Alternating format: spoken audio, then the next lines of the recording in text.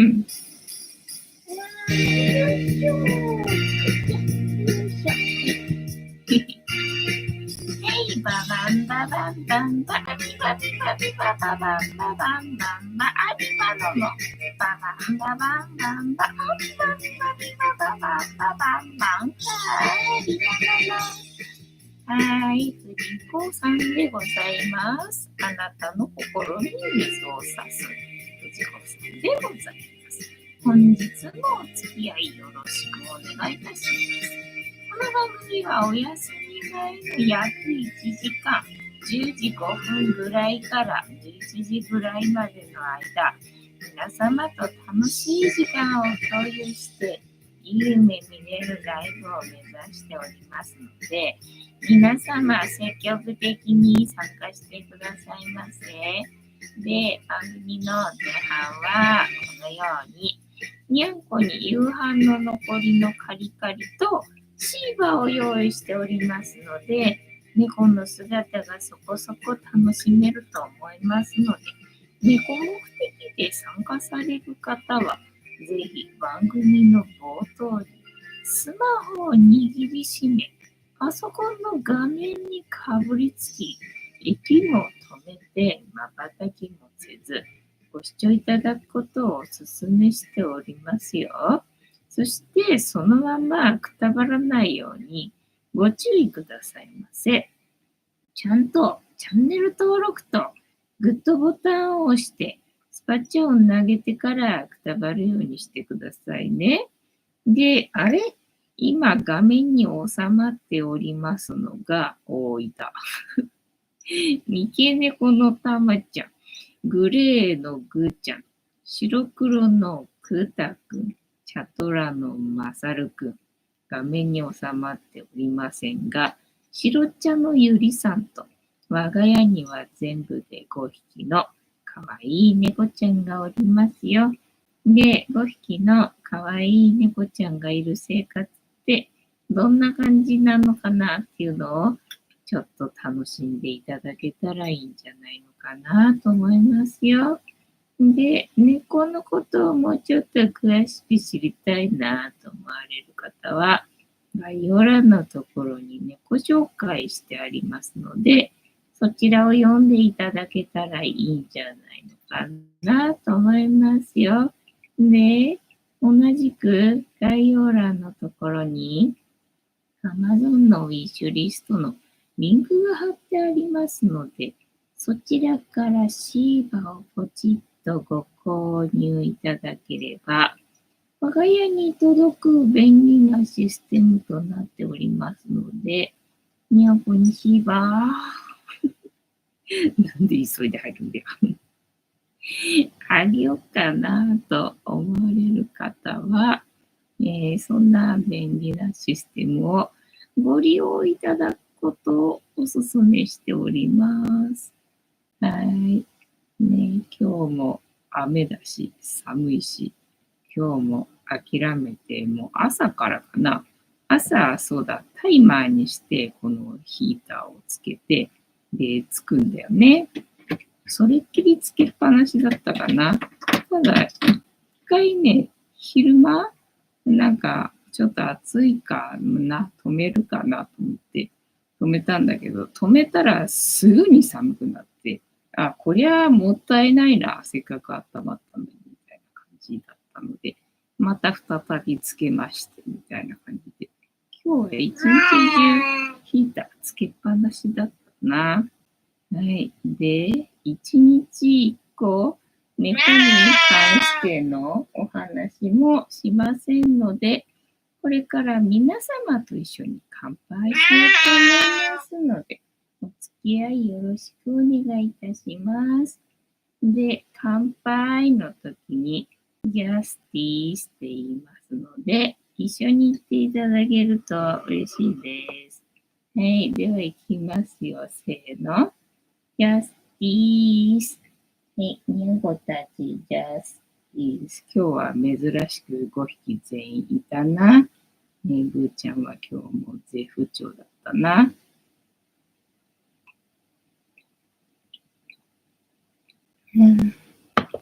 そろそろ落ち着いてきた。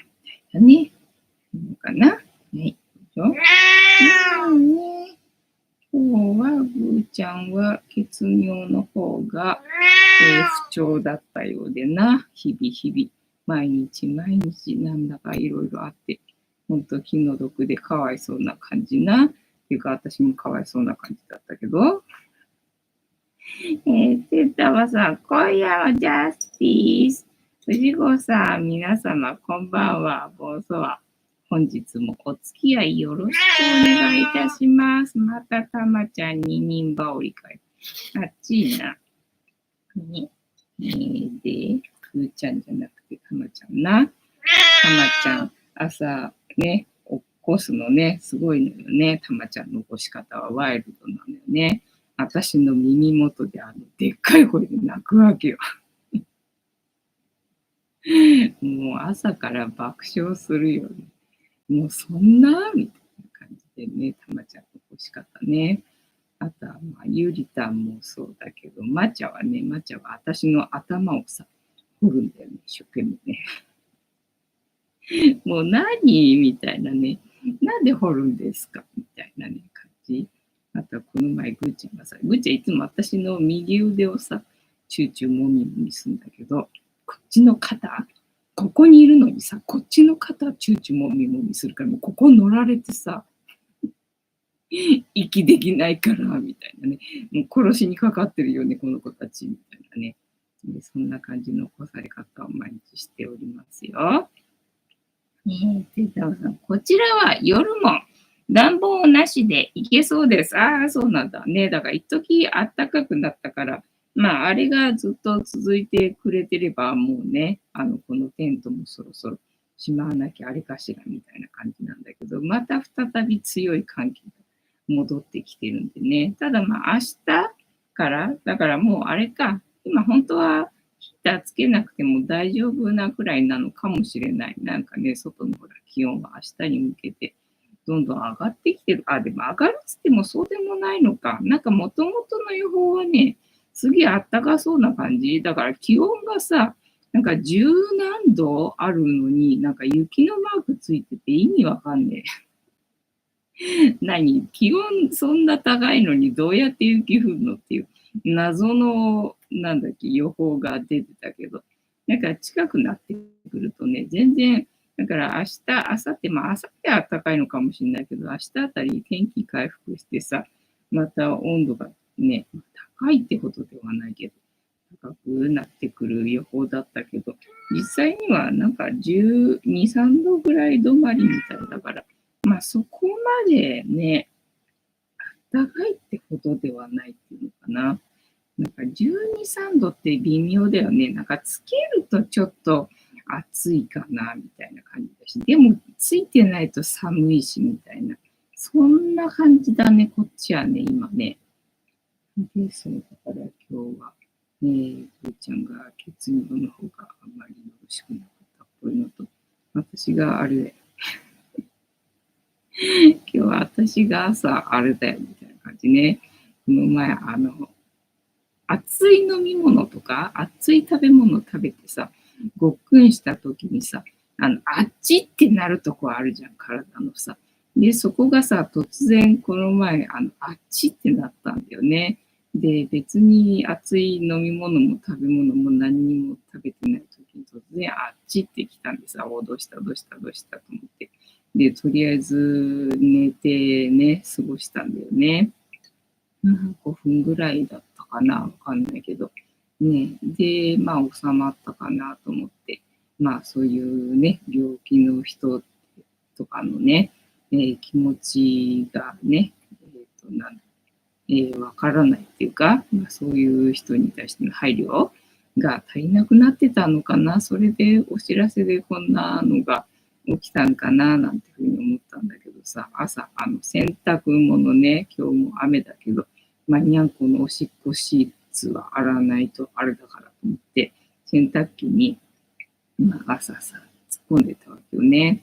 で、水を入れようとした時に、急にそのあっちっていうのが来てさ、で、結構この前よりもひどかったんで、で、ちょっと座ったら良くなるかと思ったけど、全然座っても全く変わらずの状態で、まあ、とりあえず水全部入れるまでは、耐えて、で、閉めて、窓閉めて、で、その後横になったんだけど、まあ横になっても特に変わらないんだよね。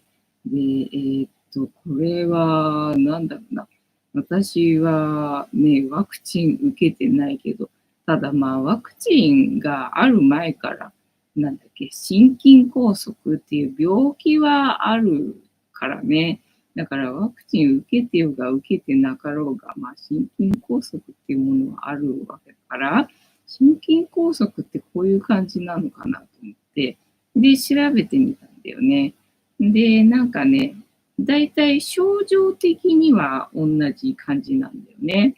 ただ、その苦しむ時間が短いっていうのかな。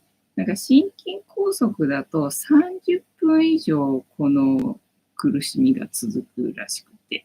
で、ね、狭心症似たようなので、狭心症っていうのがあって、で、それがまあ15分程度で収まるみたいな感じで、だから、狭心症か、な、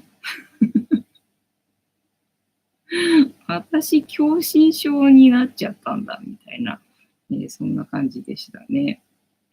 まあ、あと何ヶ月の命なんでね、まあ、それまでできるだけ、発作が起きずにいてくれればいいかな、みたいな、そんな感じでございます。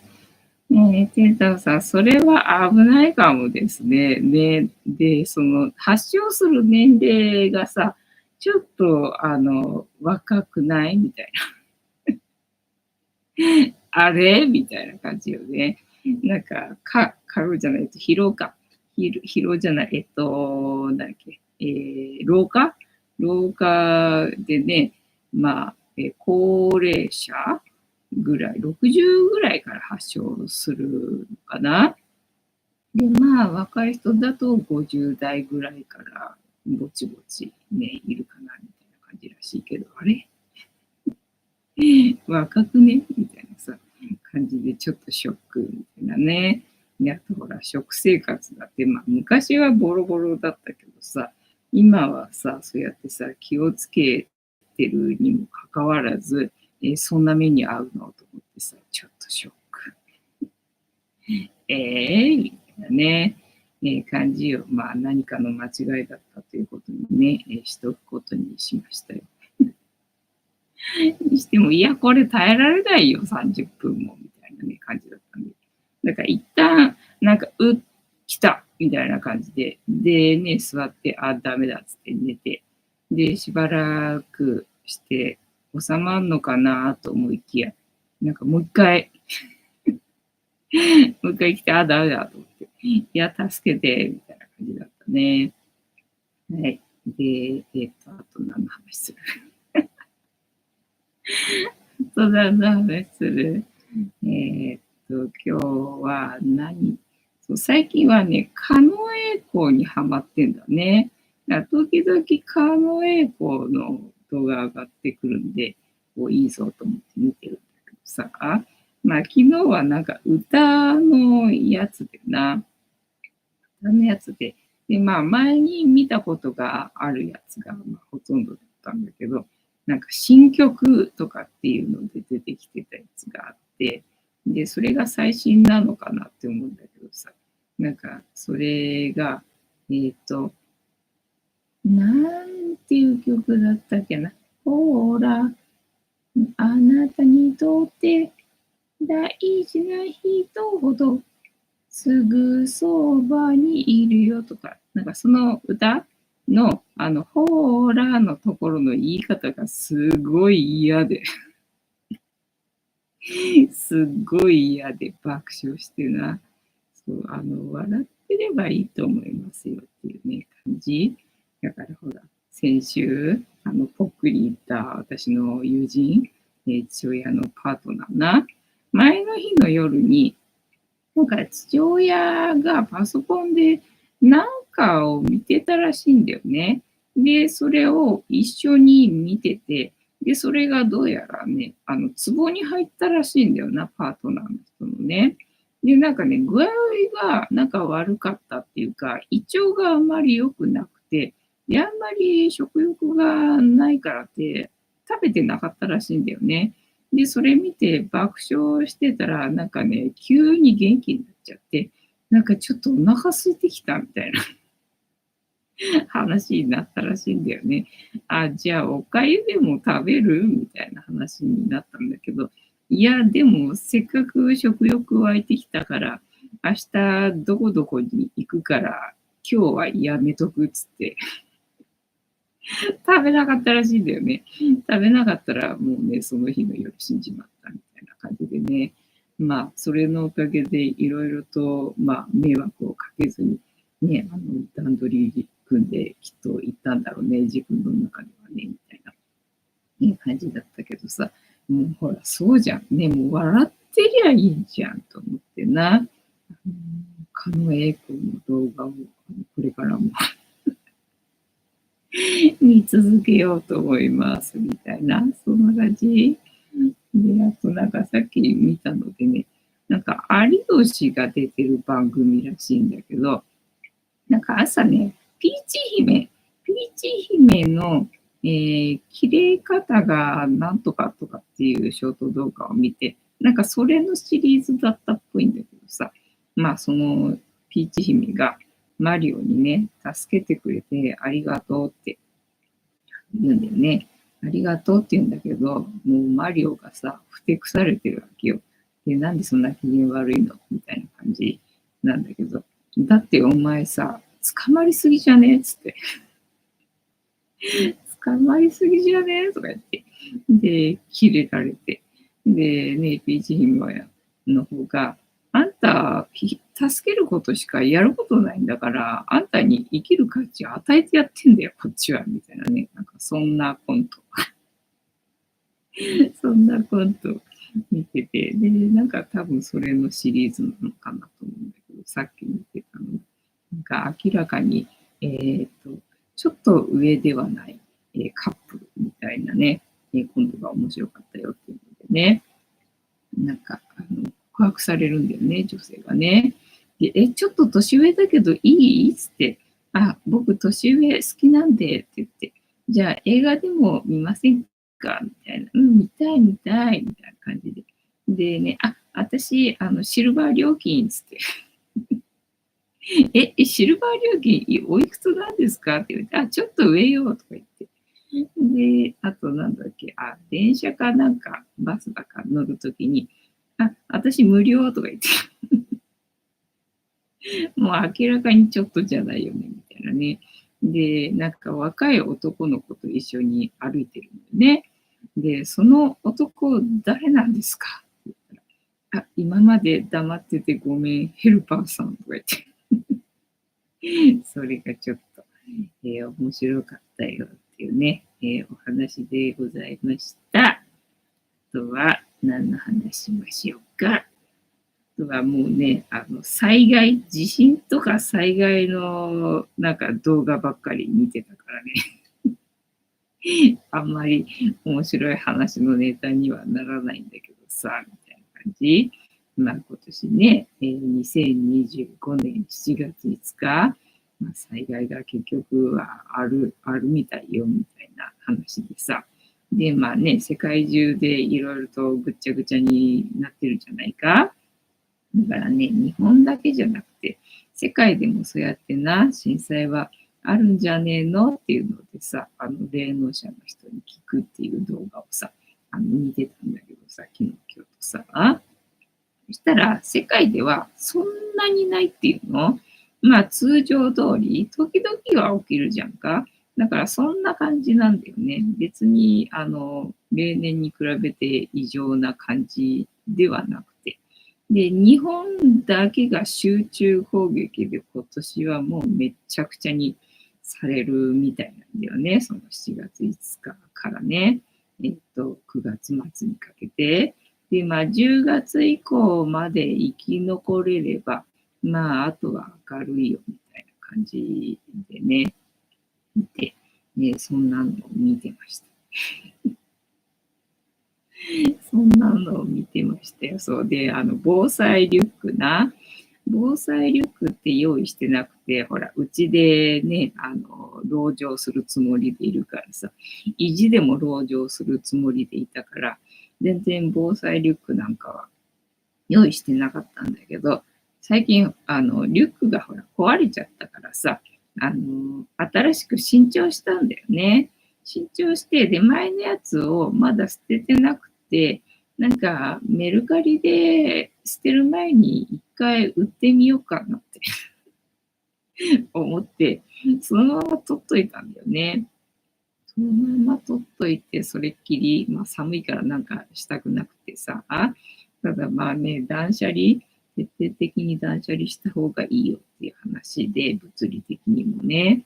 まあそうだな。まあそういうぐっちゃぐちゃになった時に物ができるだけない方がいいもんなと思って、まあ断捨離したいよなと思って、今寒いからさ、何もしたくないけど、暖かくなったらちょっとやりたいよね、なんて思ってて、で、まあ、その時にリュック捨てるかな、なんていうふうに思ってたんだけど、そっか、今ちょうど家にリュックが2つあるんだから、1個防災リュックにしちゃえばいいかってさ、で、なんだ、何を入れたらいいんだ。全然防災リュックなんか用意するつもりなかったから、でね、巷で言われてるのは結構役に立たないよみたいな話もあったんでさ、じゃあ何を入れればいいのみたいなね。まあ、とりあえず水はいるみたいだから、水は入れるんだろうけどさ、ただ水ばっかりたくさん入れてもしょえないからね、そんなにたくさんは入れられないし、みたいのでね、一体何を入れたらいいんでしょうね、みたいので、考えててね。で、まあ、防寒が絶対必要だよ、みたいな話があって、防寒はないんだよなって思って、レインコートっていうのかな、ウィンドブレーカー的なやつ、があるから、まあ、それと、あとは他論かな、みたいな、そんな感じ。で、あとなんだろうな。まあ、食べ物だとカロリーメイトとか言ってたけど、まあ、それは賞味期限はまあね、長くないからどうかな、みたいな、感じですよ。天沢さん、自分なら、ウィナーゼリー入れますね。なるほどね。水分と栄養と両方いっぺんに取れるよ、みたいな感じがね。そうそう。だから今日さ、狭心症戻ってきた。戻さなくても戻ってきた。にゃんこにさ、朝黒缶あげてんだけど、黒缶に、だからぐーちゃんが足ね、動かなくなっちゃったのがショックだったんでさ、EM ゴールドを買ったわけよね。で、ペットボトルタイプでさ、で、キャップ1杯が10ミリリットルっていうのだったんで、で、1日に10から20ね、取り入れるといいよって話で。だからまあ人間の体で言ってるんだろうから、猫だったら10でいいんだろうけどと思いつつさ、なんかできるだけみんなのね、体にちゃんと入ってほしいからと思ってさ、キャップ2杯を黒缶にかけてたんだよね。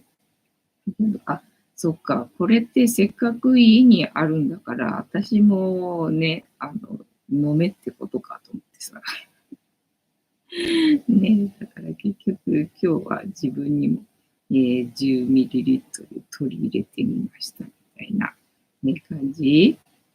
そうだね、なんかそういう総合栄養食的なやつをなんかちょっと入れとくといいよみたいな話だったね。あと、あれ、なんだっけ、簡易じゃなくて携帯トイレな。携帯トイレは、絶対必要だよみたいな話と、で、まあ、家族がいるんだったら、まあ、家族がいるんだったらっていうか、まあ、家族3日分、家族全員3日分用意したらいいみたいな話で、で、まあ、水は1日に1人、と、3リットル ?1 日3リットルはちょっと無理よね。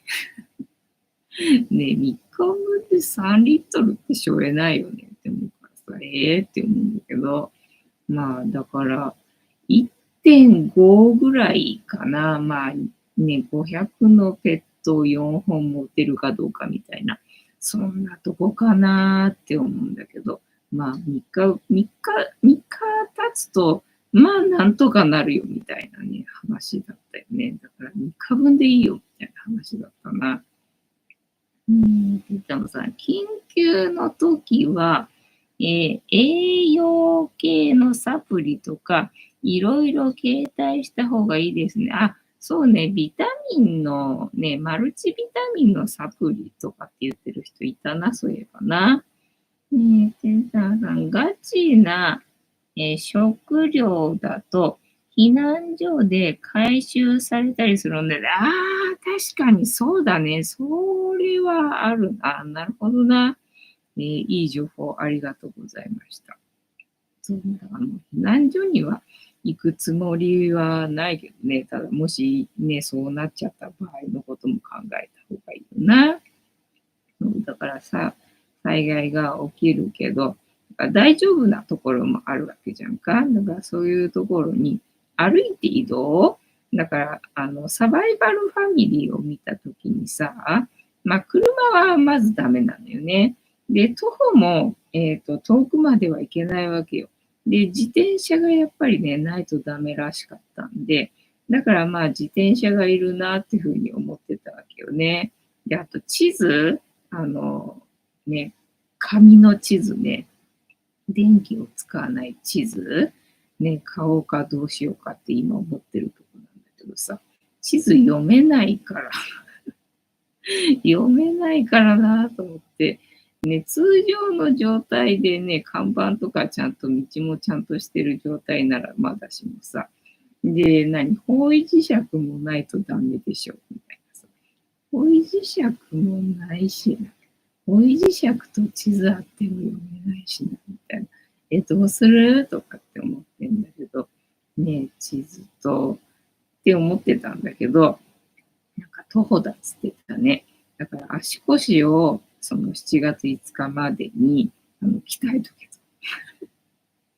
という話だったよ。カニタさん、ジャスティス、こんばんは。ボンソは本日もしぶとーくやっておりますよ。大臣さん、こんばんは。ボンソは。てんたまさん、カニタさん、こんばんは。ね、で、あと何の話しようかな。災害。まあなんかあれだっけ、富士山が5センチ大きくなったらしいよな。あら、大きくなって、みたいなね、感じ。で、あと何だったかな、何の話するかな。ね、クータはかわいいな、水玉でな。てんたまさん、大臣さん、はじめまして。大臣さんは、大きいのかなあ、そう、大きいってね、何がよって話だけど、さっき、バイエンスっていうさ、動画をさ、まあ、昨日今日やっぱりさ、ちょこっと見たんだけど、なんか、うんこが結構人気あるみたいなんだけどさ、で、まあ、うんこシリーズみたいなのをさっき見たんだけど、その前に、抗がん、抗がんが潰れると、どうなるのかっていうのを見てたんだよね。で、なんか結構ひどい拷問がさ、なんかね、あったりとかするらしくて、まあ、昔から。で、その抗がんをさ、なんだ、囚人とか、あとなんだろう、なんか虐待で、その抗がんを潰すみたいのがあるらしくて、いや、もうひどいなと思って、だからまあ私は弾持ってないからあれだけども、だから蹴られてぶつけて痛いのは、まあ、神経が集中してるところだからね。だからそこがダメージ食らうと、下半身全体がね、痛くなるっていうので、そうなんだなと思って、まあね、女子でも痛いよとは思ってたんで、で、女子でも痛いよとは思ってたけど、最近あんまりぶつけることなくて、大人になってからはあんまりぶつけることなくて、でね、子供の時っていうの、小学生の時はさ、教室のさ、机の高さがちょうど股の高さなんだよね。で、四角いじゃん、机だからさ、もちろんさ。で、四角い机の角にさ、まあ、時々ぶつけるんだよね。もう、それがさ、もう、ほんと痛いわけよ。痛いんだけどさ、男の子と違ってさ、股間を押さえてさ、うずくまることできないじゃん。だからもう必死で耐えるしかないのよね。もうそんなのがさ、時々あったんだけどさ、まあ多分それの日にならないぐらいにきっと痛いっていうことなんだろうけど、と思って。で、その抗がんが損傷すると。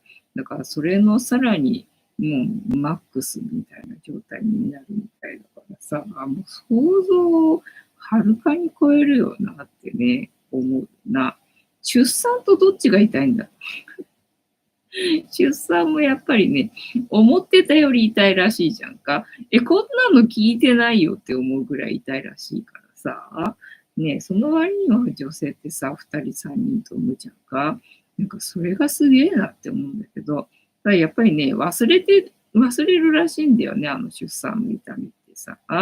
で、その実際2人目とかさ、2名とかの出産の時になった時に、そうだったと思って、あれまたやんのと思って、って、愕然とするらしい。そんくらいに忘れちゃうところが、まあすごいよねって思うんだけど、また思い出すんだってね、あの痛みまたやるんだっていう風になるらしいもんね。そうなんだと思って、そんなに痛いのに忘れられるってすげえなって思うんだけどさ、何の話だ何の話してんだっけ。大きいね、大きいね、大臣さん。大きいのかな。カニタンさん、てんたまさん、大臣さん、こんばんは。ねえねえ、何が大きいのねえ、何が大きいのかな、大臣さん教えて。てんたまさん、足の小指を何かの角にぶつけた方が痛いです。そうなの。痛いよね。そう、痛いよね。そっちのが痛いんだ。なるほど。下半身全体に痛みが広がるって聞いたから、それは痛いのかもしれないなっていうふうに思ったんだけど、そっちのが痛い。ね、痛いよね。だったら女がまたぶつけて痛いのと同じぐらい痛いと思うよな、男子もな。かなこさん、こんばんは。ボンソワ。本日もしぶとークやっておりますよ。で、そのバイエンスってやつのなんかうんこシリーズがどうやら人気らしくてさ、いろいろ出てきたんだけど、一個見たのがさ、うんこを食べるとどうなるのかっていうのをさ、やってたわけ。なんかもう想像してるだけで気持ち悪い。もう想像するだけで気持ち悪いうんこ食べるとかさ、って思うんだけど、まあ動物の中には結構うんこ食べる動物いるよ、みたいなね、最初に紹介があって、まあ確かにな、コアラの子供はうんこを食べさせて、ね、育てるわけだから動物ではいるよね、と思うんだけどさ、まずハエとかって出てきて、確かにハエはうんこにたかってるけどさ、って思ったんだけど、なんかね、ハエはうんこ食べてるらしいね。なんか匂いにね、つられて寄ってきてるのかなと思ったんだけど、食べてるらしいよな。そうなんだと思って、だからうんこにたかるんかと思ってさ。で、あと草食動物かな。ウサギはなんかうんこまた、まず臭くって、で、分解して、で、うんこで出して、で、それをもう一回食べて、で、栄養吸収するんだみたいな話だったね。そうなんだと思って。で、あと犬犬なんか時々うんこ食べちゃう子いるらしいじゃんか。なんか栄養状態が足りないとうんこをね、食べるみたいな。あとは人間の興味を引くためみたいな感じで、なんかうんこ食べるらしいんだよね。なんか動物はうんこ食べて平気っていうことなのかなと思うんだけど、なんかね、人間はやっぱりね、ほら、大腸菌がね、毒だからさ、もちろん大腸菌がついてるわけだからさ、うんこがさ、もうね、ダメだって。うんこ食ったらダメみたいな。うんこがどういうものかっていう説明をしてたわけよ。で、水分が80で、あとその食べかすが10%で、あとは腸内細菌とか死んだ細胞が10%で、それがどんな感じかって言ったら、バナナ。バナナと同じだとか言ってさ、いやもう想像したくないからさ、みたいなね、感じだった。もう想像してただけど、もうおえとかってなって、まあまずなんでバナナと違ってうんこが食べれないかっていうと、まあ匂いがなんだっけ、なんとかとなんとかとなんとか、カストロ、エスカトロスコ、何と、なんか3種類ぐらいあって、まあ、それが合わさることで絶妙にね、あの、耐えられない匂いになると。で、まずそれで打ってくると。で、まあ、なんとかして、もうごっくんしてもらったと、して、で、なんかね、苦いっつったかな。そうだ、苦いから、おえってなるってふうに言ってたな。もう、気持ち悪い。もうやだとか思いながらね、見てましたよ。てんたまさん、たぬこさん、こんばんは。てんたまさん、ズンっていう重い痛みですよね。あ、そうなのか。なんか聞いた話だと、高いところから突き落とされた感じって言ってた人いたんだよね。そうなのかと思ってさ。たぬこさん、てんたまさん、こんばんは。てんたまさん、小指の方は、ズッキーっていう。そうそうそうそう。鋭角的な痛みね、ズッキーって感じよね。カニタンさん、タヌコさん、こんばんは。タヌコさん、カニタンさん、こんばんは。テンタンさん、その系統が好きな人は本当好きですからね。あ、うんこ系。うんこ系だ。カニタンさん、単純が苦いかも。あ、そう、なんか確かそんなこと言ってた気がする。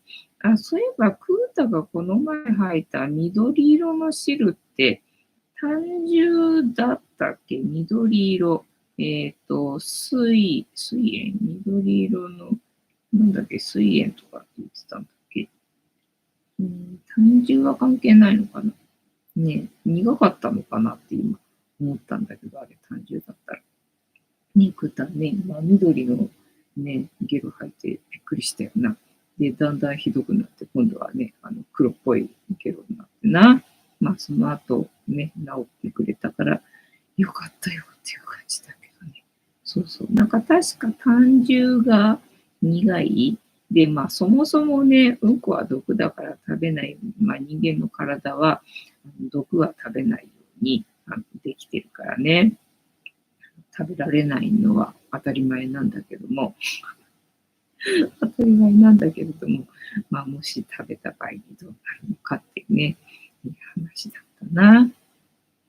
と、なんかそのバイエンスっていうので、まあ、いろいろと興味深いのが、ね、興味深いというか、ちょっとそういう感じの、どうなるんだろう。どうなるのみたいなのをね、結構やってたんだよな。昨日なんだろう、なんか何見たんだったっけな。ホルマリン漬けだ。だから人間がっていうか、生きたまんまホルマリン漬けになるとどうなるのかっていうのを昨日は見たんだな。ホルマリン漬けって結構ね、やるけどさ、ホルマリンって、ホルムアルデヒドのホルマリンだよね、と思って。いや、それにつけられたらきついだろうなって思ったら、やっぱり案の定そうなんだね。生きてられないらしいね。死んじゃうみたいなね。そうなんだと思ってさ。よく標本っていうのかなはホルマリン漬けにするけど、で、それがなんでホルマリン漬けにするかって言ったら、その内側からも腐敗が始まるんだね。だから死ぬと、まず腐敗がその瞬間から始まり出すんだけど、だから外側だけではなくて、内側からも腐敗が始まるんで、その内側からの腐敗を止めたいわけよね。それになんかホルマリンが最適らしいんだよね。で、なんかつけるらしいんで。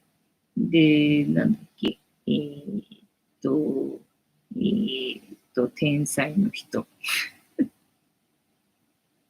誰天才の人って誰誰かいたっけ名前出てこないけど、その天才の人の脳をさ、そのホルマリンになんか死んですぐにつけちゃったらしいんだよね。で、それがなんか家族とかそうだ、アインシュタインだったっけ天才の人。アインシュタインなんか家族いたんだね、知らなかったけどさ。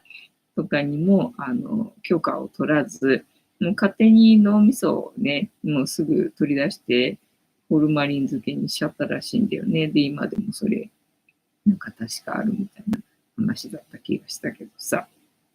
それが、ね、なんだ、誰にも、本人にも、家族にも許可を得ず勝手にやったから、なんちゃらかんちゃらっていう話でさ、そうだったんだなっていうね、知識が増えました。なんだっけ。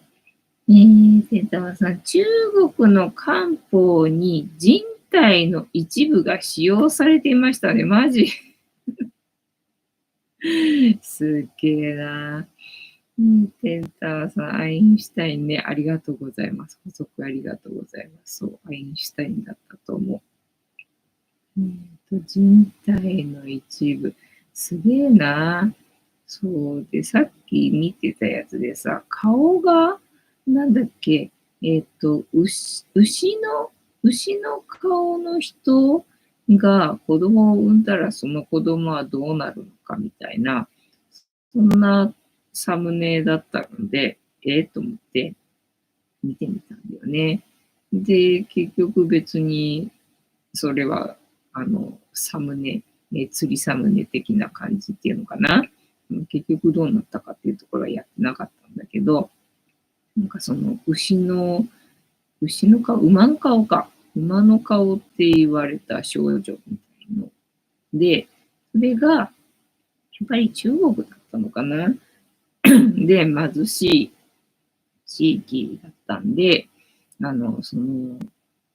治療費が捻出できないから、まあ最初はまあ気のせいなんじゃないのみたいに流してたんだけど、まあちょっと深刻になってきて、で、まあでもネグレクトではなくてね、ちゃんと子供の、治療費を稼ごうと、ね、身を粉にして働いて、でも結局足りなくて、でもまあテレビに出たんで、まあ寄付を募れて、で、手術は受けられたみたいな話だったんだけど、それも中国だったよなっていうのをさっきさ、思い出したんだよな。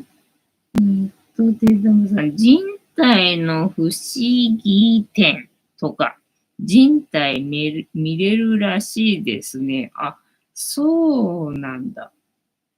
ホルマリン漬けにされてるってことかな。ねえ、たぬこさん、中国何でもありですね。そうそうそう、なんか言ってた、た武田恒彦さん、武田恒彦チャンネルでこの前見たのがね、なんかそうだった。中国はね、もう本当に、もう本当に、本当にひどいっていう。言ってる動画をなんか見たよ。つい数日前にな。で、だから4000年の歴史ですからね。そう、ただ4000年の歴史とか言ってるけど、全然歴史ないらしいからな。何もどういうこと、どっから4000年でできたのみたいな感じなんだけどさ。なんか結局、地球の中で一番歴史があるのは日本なんだよね。で、まあ次がフランスとか、まあ、そんな感じなんだよね、ざっくり。他の細かいところは知らないけど。ね、他の細かいところは知らないけど、ざっくり日本が結局一番長くて、みたいなね。で、その天皇のなんだっけ、女系天皇とか、なんだっけ、なんかあったじゃんか。で、それにしちゃうと、日本の歴史が終わるわけよ。で、また一からになっちゃうから、ダメなんだっていう話でな。なるほど、そういうことかっていうのをね、知りました。そう。ね、だから中国は極端なんですよ。そう。中国はね、お金が稼げればいいっていう考え方なんだよな。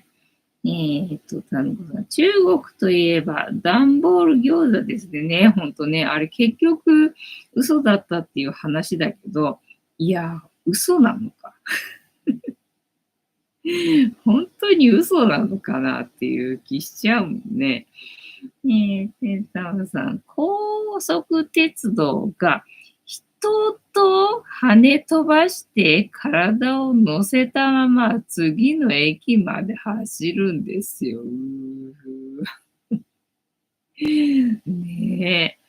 なんかさ、すごい監視社会ね。すごい監視社会の割には結構なんかさ、すごいからさ、なんかどういうことっていうのが全く理解不能みたいなな。まあそんな中国にほとんど今な、日本3分の2ぐらい乗っ取られちゃってるからな。うん、あと虫の駅って感じよな、日本な。そう中国の段ボール餃子と、あとなんだっけ、爪楊枝を揚げて食べるのが流行ってるとかじゃなかったっけ？あれって中国じゃなかった？韓国だった？なんか韓国だったか中国だったか忘れたけど、なんか爪楊枝揚げて食べるのが流行ってたらしくって。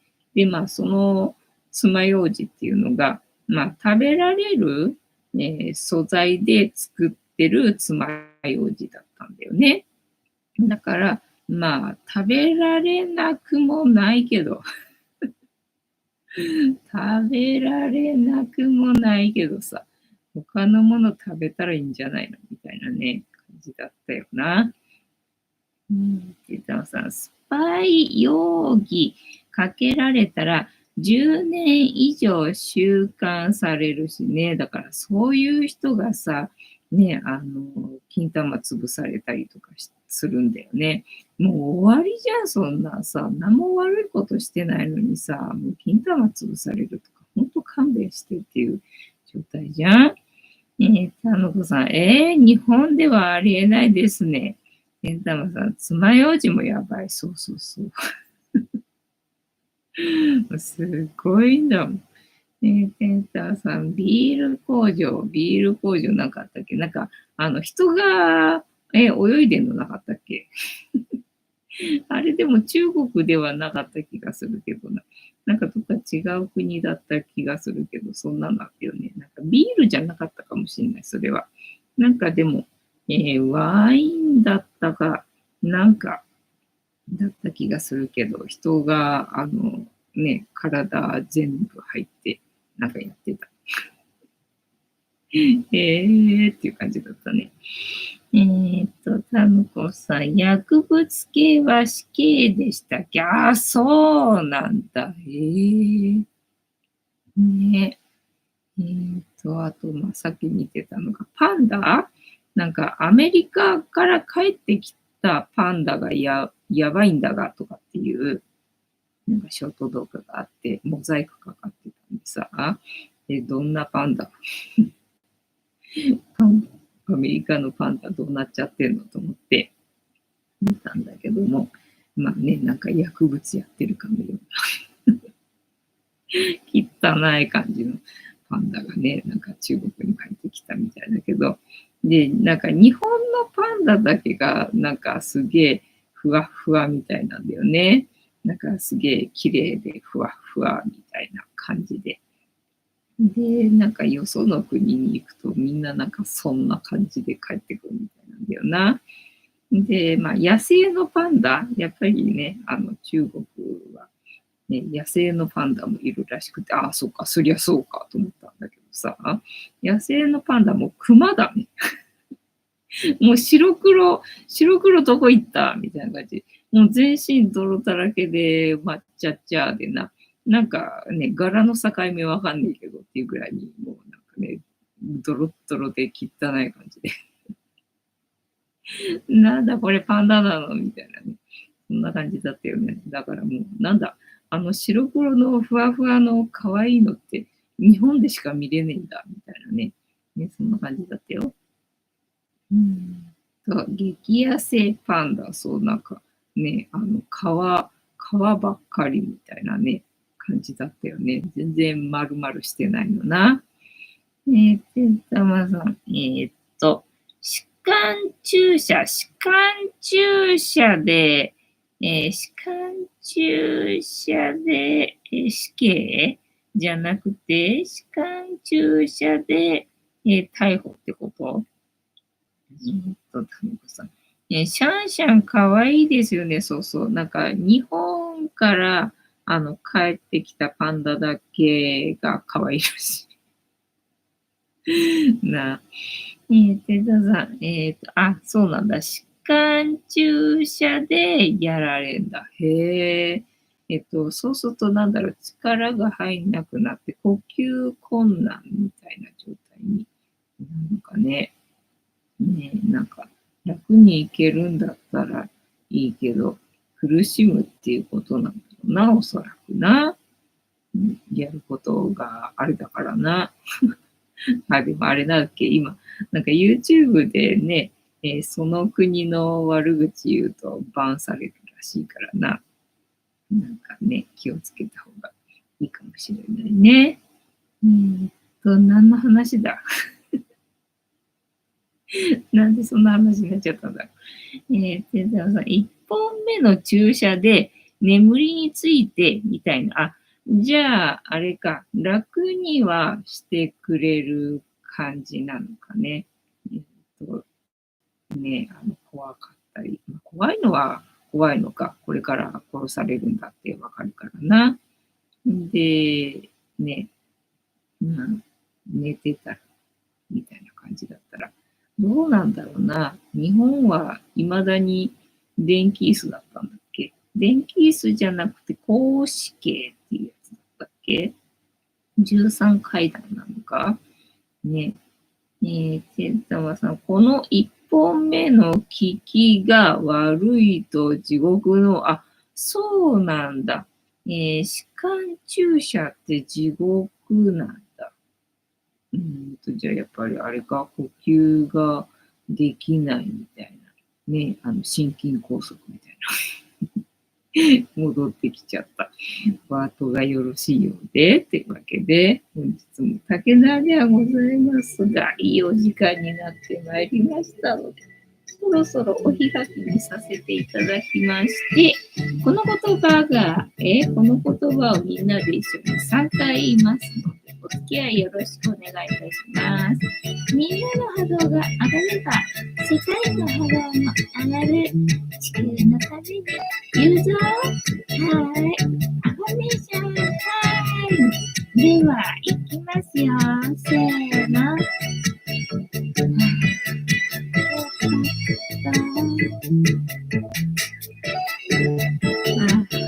よかった。よかった。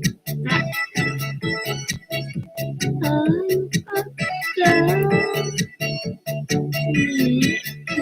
みんな無事に生きててよかったよ。ちさん、日本は平和でよかった。中国嫌だそうだね。そうだね。だからなんかね、そろそろ海外にどっか行っときたいよなと思ったけど、で、近場だと中国になれちゃうから、中国、韓国、わかんないけど、まあ安いので行くと中国にあるのかな。でもなんかもうさ、あの、全然行きたくなくなってきたっていうか、もともとそんなに興味はなかったけどさ、こんだけ日本に侵略されてると、なんかわざわざ行かなくてもみたいなな。はい、というわけで本日もお付き合いありがとうございました。次回も見てくれるかな？はーい。いいとも。じゃんけんぽい。はい。ではでは、夢見てね。おやすみなさい。バイなら。